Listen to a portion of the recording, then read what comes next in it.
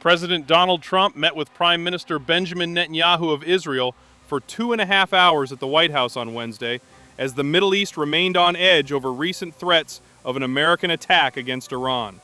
Trump wrote on social media after that there was nothing definitive reached, other than I insisted that negotiations with Iran continue. It is Netanyahu's 6th trip to the United States to meet with Trump since the president began his second term, reflecting the extent to which cascading crises in the Gaza Strip, Israel, and Iran have commanded the attention of both leaders.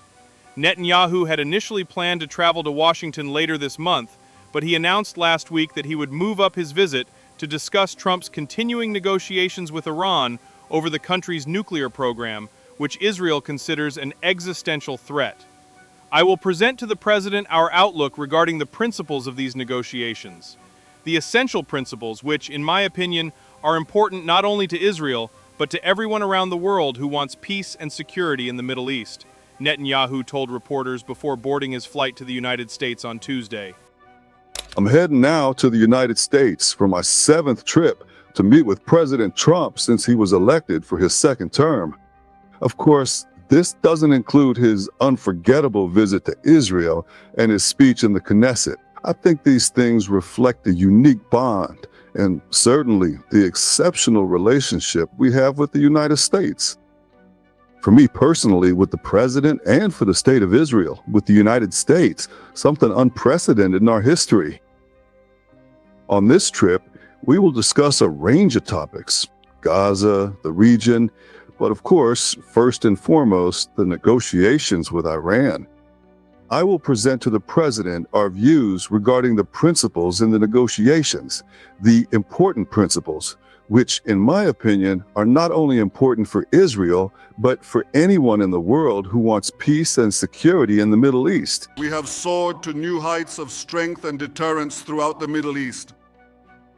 Our planes, helicopters, and UAVs fly freely across the region's skies, striking those who have risen up to destroy us.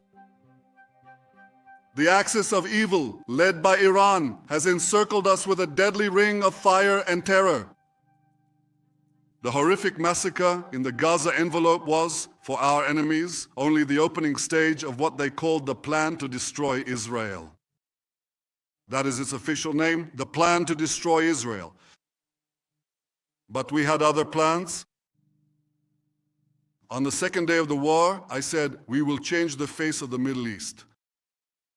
Thanks to the bravery of our fighters on land, at sea, and in the air, thanks to the air and ground crews, both regular and reserve, thanks to the steadfastness of the people and all the citizens of Israel, thanks to the resolute decisions we made at the political level, thanks to all these, in 24 months of war, we have indeed changed the face of the Middle East. We are not seeking nuclear weapons. We have stated this repeatedly, time and again. And we are ready for any kind of verification. It was the United States and European countries that tried to bring down our revolution. As the head of the government, I apologize to the noble people for the shortcomings that exist. Despite these shortcomings and deficiencies, we in the government are making every effort, with all our strength, to resolve all these problems firmly and resolutely, and by God's power and under the wise leadership of the Supreme Leader, we will do so.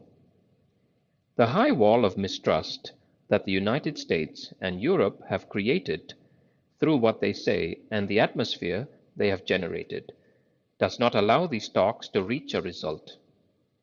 Our Iran will not bow to their excessive demands.